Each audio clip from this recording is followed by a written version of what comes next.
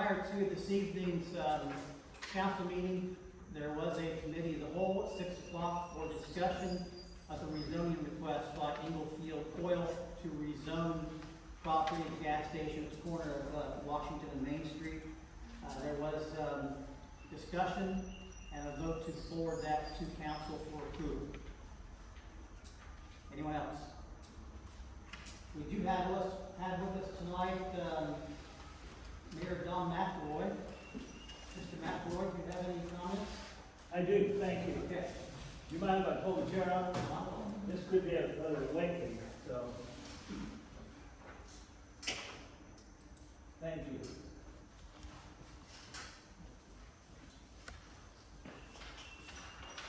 First of all, I appreciate you inviting me as your guest, as you always do. But I think it's also important to think about some of the things that are great about this country. And one of the things that I think is really great is the freedom to express yourself, okay? We do that at council, I do that as mayor, and those are some of the things that I want to talk to you about tonight. I've got three things that I want to talk to you about, and I need to let you know that I have talked with my counterpart on the city council, that would be David Crawford. I've talked to him about all three of these things. On September 1st, at the next council meeting, I would like to speak to you guys about civility, okay? And what I want to talk to you about civility is how best we can, as city elected officials, get along better than we have been. And I'll explain that on September 1st. On September 15th, I'd like to speak to you and give you a small state of the city address, okay? And at this time, I want to talk to you about some really positive things that are happening in the city of Circleville. But tonight, what I want to talk to you about is the Board of Zoning Appeals created by this council. This council has not heard from the mayor of the city of Circleville concerning his concerns about the Board of Zoning Appeals. That's what I want to do tonight. Mrs. Chancey, would you hand out those ordinances? Mrs. Chancey is handing out to you an ordinance that was passed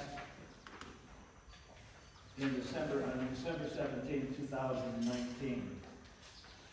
This is the ordinance, is number 1268, 2019. This ordinance amended the 2015 ordinance talking about zoning code and Circleville zoning map and the zoning ordinance. There's 2 pages to that.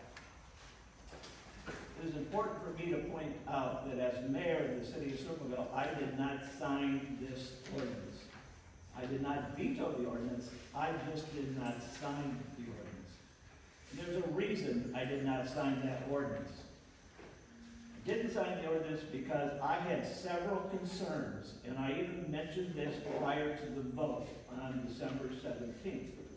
My concerns about this ordinance being pushed through council without due diligence and understanding what was really being presented. And that confused me.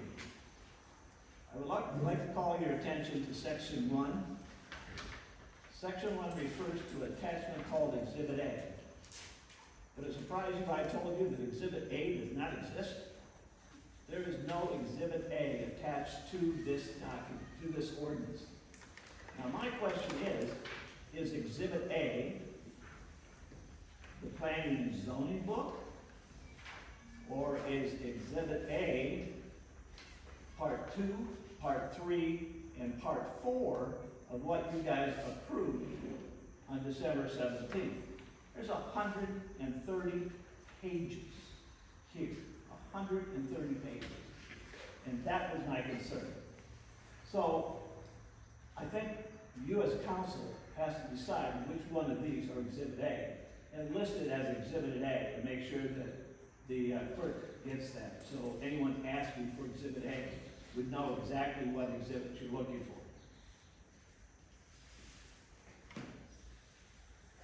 You know, after the ordinance was passed, because what you did in effect, you created the BZA. And I said, what in the world precipitated council to form BZA? And then it was like a ton of bricks fell on my head, and it was hit me as plain as the day I was born.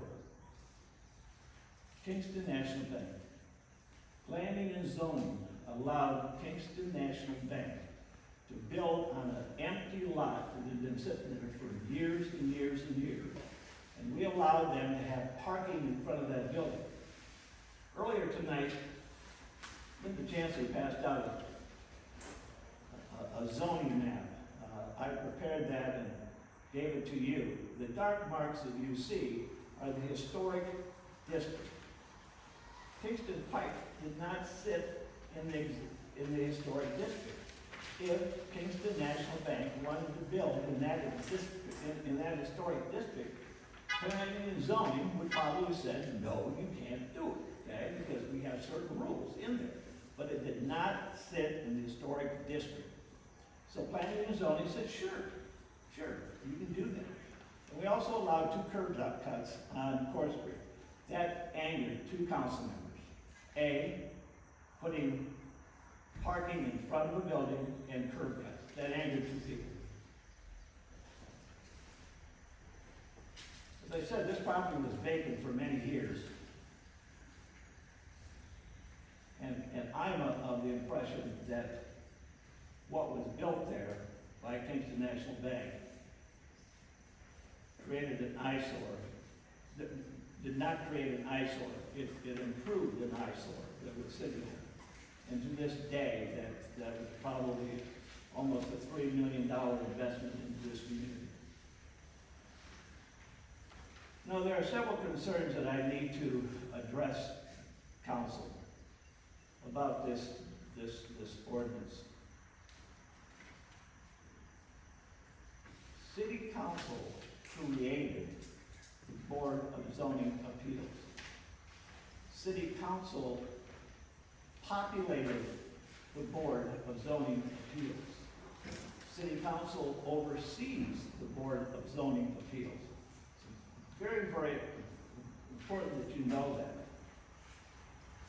But there is confusing language, okay, that homeowners, business owners, business development, folks that want to come in and do business with us, there are many confusing things in here that was written. And because of that, I think was what I thought we rushed to judgment on this. I'm going to read one to you. It's a very important one. There are many conflicting things in here, but I'm just going to read one to you.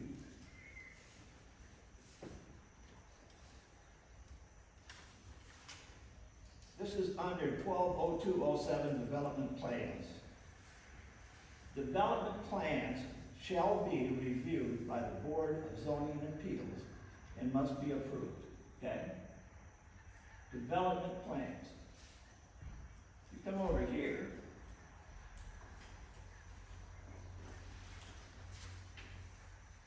It says development plans shall be considered by planning and zoning.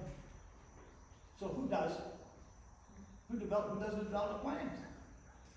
If you were a developer coming in and you were reading this, you don't know where to go. You don't know whether to go to planning and zoning, you don't know to go here. So I'm going to offer a solution to you folks. And my solution is take one member from Board of Zoning Appeals and one member from Planning and Zoning and have them go through this book and correct the inconsistencies are in here. So property owners, business owners, developers don't have these conflicts. So that's my suggestion. I sit on the Planning and Zoning Board. I have talked to the board about this. We're willing to do that. If you, as City Council, who oversees the Planning and Zoning Board, think that's a good idea, then I would ask that you do that.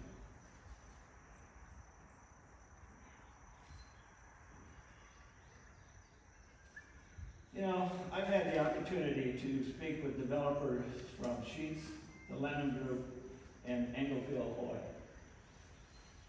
All three of these developers have indicated a problem with the process of having to go through two government agencies to get their projects started.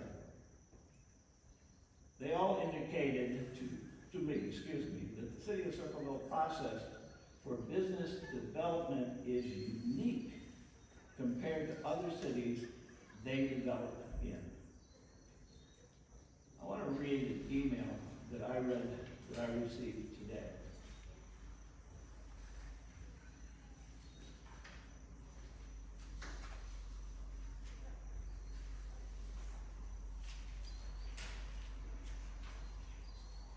I think it's over here.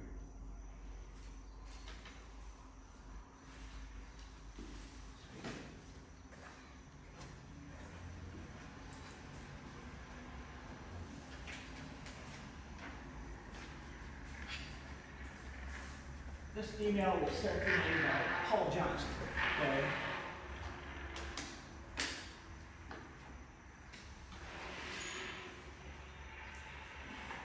And this email is concerning the Lemon Group, okay?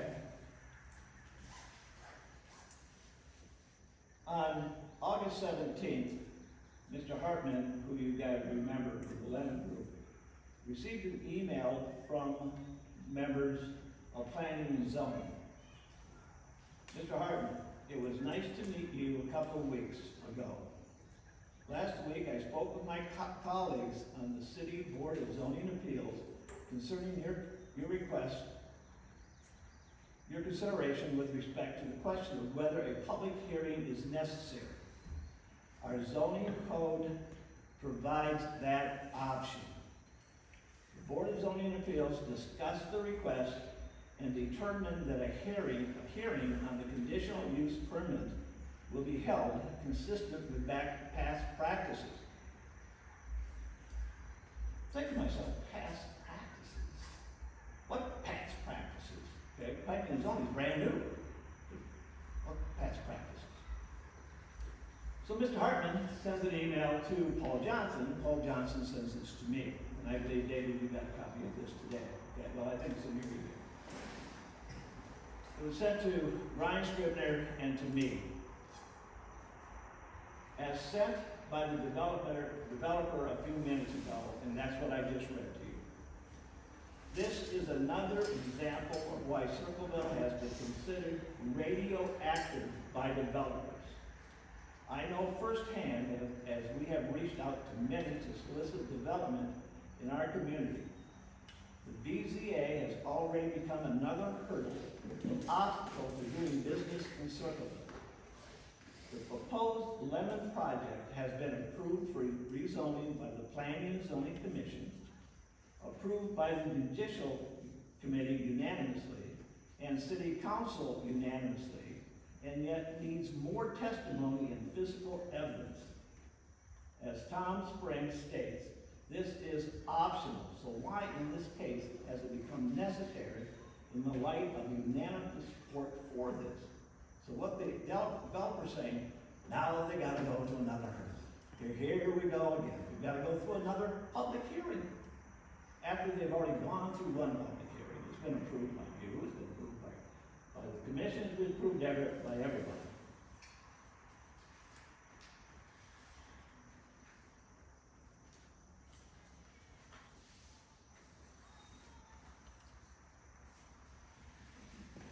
Another concern I have with the Board of Zoning Appeals is that, I guess you guys allowed it as council since you oversee them, is that when the Lemon Group had a public hearing, two members of the Board of Zoning Appeal stood up and spoke about issues that this may cause in that condominium area. These are two members of the Board of Zoning Appeals. When Englefield Oil came in, we had one member of the Board of Zoning member stand up, talk about wasn't it a good idea. I think that is a true conflict of interest, guys, and I think that you as council members really should probably stop that, okay, if it happens again. I want to give you another example of how we are confusing our small businesses.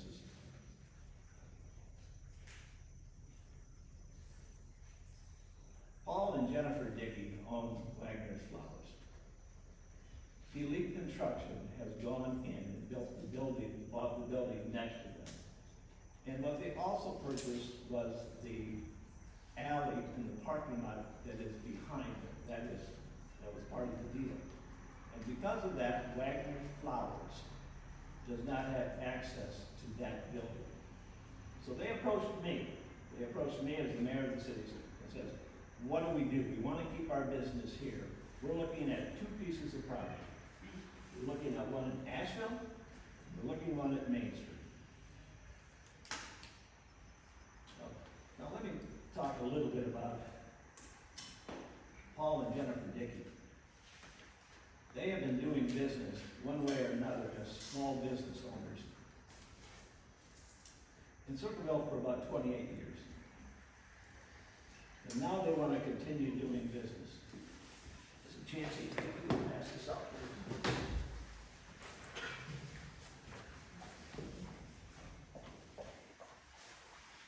Paul and Jennifer Dickey bought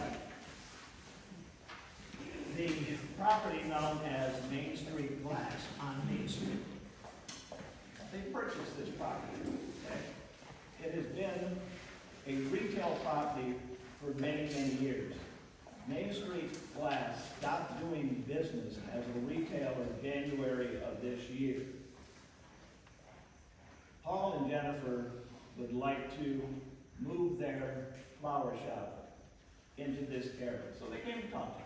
And I said, guys, you know, we want you to stay in the city of Circleville. You provide a great service to us. What do I need to do? He says, Don, what do I need to do?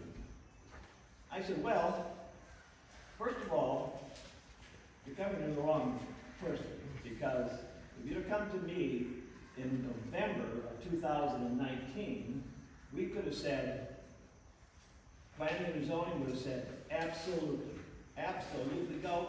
We could have said this is a non-conforming use. Planning and zoning had that power.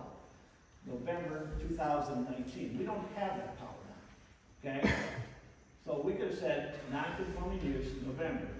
He could have started building and doing whatever. We said, you got two things you can do. You can rezone it, or you can go to the Board of Zoning Appeals. Mr. Dickey called the Board of Zoning Appeals.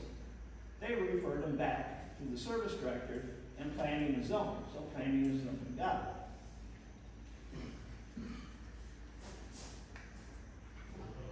They came to planning and zoning on August 5th for rezoning. And we rezoned, planning and zoning rezoned that. Guess what, guys? It was a spot zone.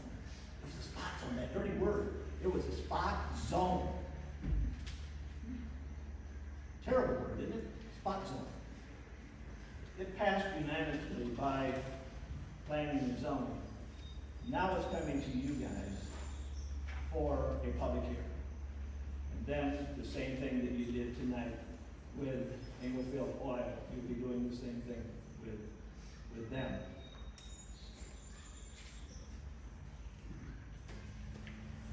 I cannot imagine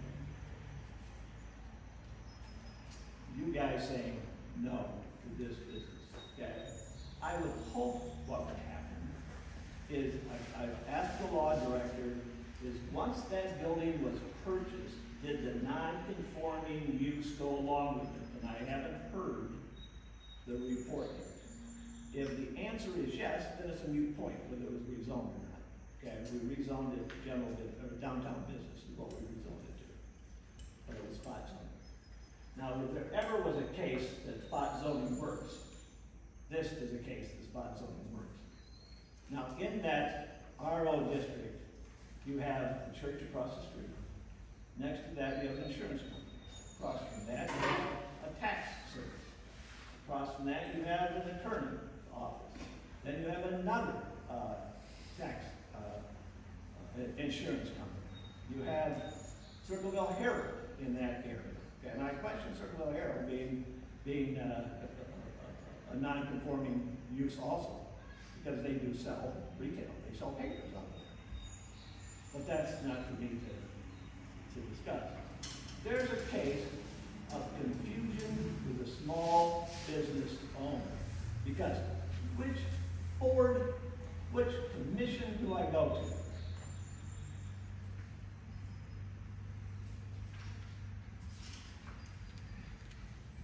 As the mayor of the city of Circleville, I've been a member of planning and zoning for 8.5 years. We've had another member that's been there for almost 17 years. It's very important for you folks to know that the Board of Zoning Appeals has always sided with the property owner, the business owner, and business developers in interpreting the city codes. In my opinion, and the opinion of many others, the Board of Zoning Appeals is more concerned with what is best for government, not property owners, not business owners, or business developers. I believe in small business. I'm excited that we have developers interested in building and doing business in the city of Circleville. I believe property owners should make decisions based on what is best for their property. As the mayor of the city of Circleville, I will always speak out when I feel other interests of the city of Circleville are being compromised. Thank you. That's the end of my report. Thank you. Thank you, Mr. Mayor.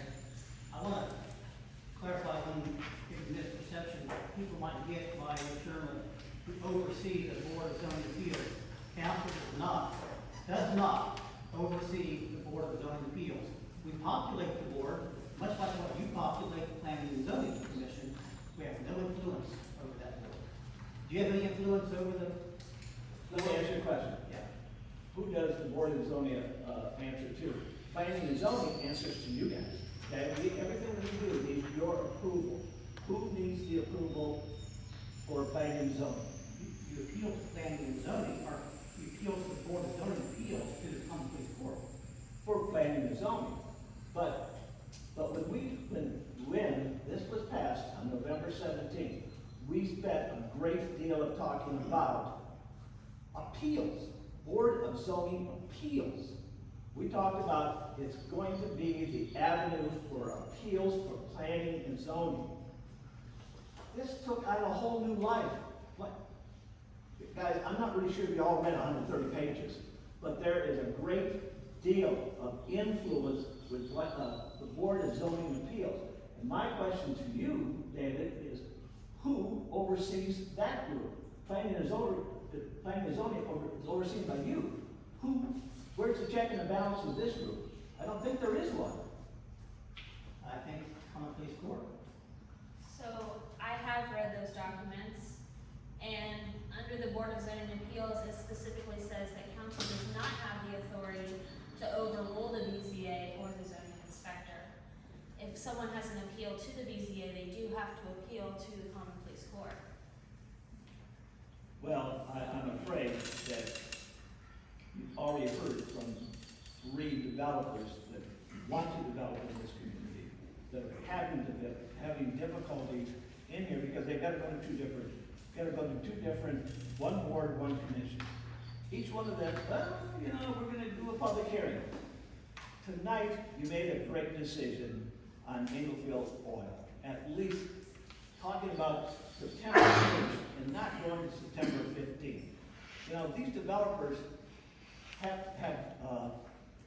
people that they have to answer to, investors that they have to answer to. When we continually say to them, well, here's another hoop. We're going to have one more. You got to go through this. You got to go through this.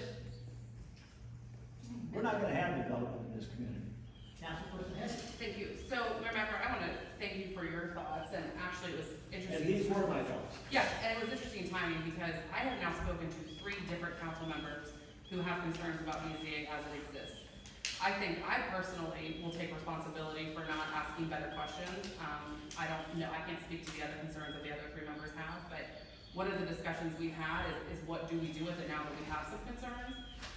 And where do those concerns go? So I think your suggestion of bringing two people together is an excellent one. I would also, and I'm gonna throw him under the bus, but I've done that once or twice, I would encourage us to also consider asking Ryan Scribner to be a part of that. Ryan, better than anybody in this room, could give us some answers and some insight on what really developers are looking for. I have to believe that whether it's BZA or zoning appeals or the city council, we're all here for progress and to make our city good and to continue the good things for our community. Quite frankly, it's sad to me, the discontent and the lack of civility, since you brought up that as well, between the BZA and the Board of Zoning Appeals and City Council. That's evident by the arm flailing and the huffing and puffing that happens in the back of the room at these meetings. It's embarrassing. And to be honest with you, every one of us in this room should be better than that. So I think we should absolutely take the next step to move forward and do this. I think that starts with bringing people from both sides, because I think that people from both sides have great insight to make this as good as it can be. But I think we also need to not trip over ourselves to pursue progress. And I think that's absolutely what we're doing. The other comment that I would have is, it's brought up a lot that we have this master plan that's a quarter of a century old, and that's a problem. So for me, it's like, why don't we focus our efforts and our passion on fixing that versus letting all of these opportunities go away because we're tripping over ourselves. And I mean, like I said, those are my thoughts, but it's embarrassing to me that we sit in this room and you guys are some of the best people I know in terms of your commitment to this community, and I do not understand why we cannot move this forward. Let me respond to a couple of those things. I don't mind Ryan getting involved, but remember, Ryan is really more focused on commercial aspect than he is small business, and but he certainly does get involved with developers, so he can really give us an idea of what developers think like and where they go from there. Glad you brought up civility, and I want to talk about that at our next council meeting. We need to do a better job, guys. Councilperson Grant. I'm sorry? Councilperson Grant. Oh, okay. Go ahead, you're not finished. I was not finished, but no, let's go ahead, Michelle. I agree with Councilperson Hedges, that it seems to be a lot of either or conversations that we're having. People have a lot of ideas, they're wanting to invest their money here, but I've always been one of compromise, and it can be both and. You can have history with progress, and you can have history with growth, and we cannot allow our history to hinder our growth. 100% agree with you. Okay, we had a plan, 25-year-old plan. You know, the first time we talked about that plan, when we had a developer, Kingston National Bank, wanted to come in. That's the first time that we talked about it. We had a developer come in, oh, wait a minute, it doesn't fit our plan. You know the second time we talked about it? Duke and Duchess, okay? Doesn't fit our plan. Guys, if council would have made a decision 10 years ago to enlarge the historic downtown area, we wouldn't be talking about Kingston National Bank. We couldn't do anything with Duke and Duchess because it's already an existing business. But if you want to change the plan, change the plan. Don't get mad because the plan is there when the developer wants to come in. Change the plan. It's as simple as that. Councilperson Allen. Thank you, Mr. President. I can't agree with you more. And I apologize for my coming into here, but I truly believed that the Board of Appeals was for something that didn't get approved. So for my learning that, you know, after we approved what we just approved, now it's gotta go get approved again, it does not make a lot of sense. And I appreciate you also clarifying Kingston Bank, because that was talk of being in the historic district when it wasn't. And Kingston Bank is a beautiful spot on an eyesore. I agree with you 100%. So from whether it be all those pages and rewriting them, I think that's an excellent idea of what you have and who's responsible for what, because it makes a lot of sense. And there does not need to be extra governmental hoops for anybody to want to improve the city. Thank you, Councilman Howland, but. Anyone else? I want to respond to that. I want to respond to that. Okay. What really confused me about Kingston National Bank, it was parking in front. We have Winnix in the historic district, you know, they have parking in front. We have, next to Kingston National Bank, there is a optometrist parking in front. Across the street, there's parking in front. What caused the anger with putting that in front of the bank? I just don't understand it, okay? I think what caused concern is that planning and zoning dismissed 3 or more of their own criteria to allow the bank to go in. We had a great week, David, we talked about that at length. I know there's some people on council that don't think that we do due diligence in planning and zoning, but we do. Okay, the latest thing that I have heard as a conflict is Duke and Duchess, that we didn't talk about the historical aspect of it. That's not part of our preview as planning and zoning, that's taken away from us. That's not what we do. We do primarily rezoning. That's primarily what we do. Mr. Brady. I'd like to, just throw this out there, what would it take to, what committee would it come to if we was to look at the Exhibit A issue and to Law director. to re.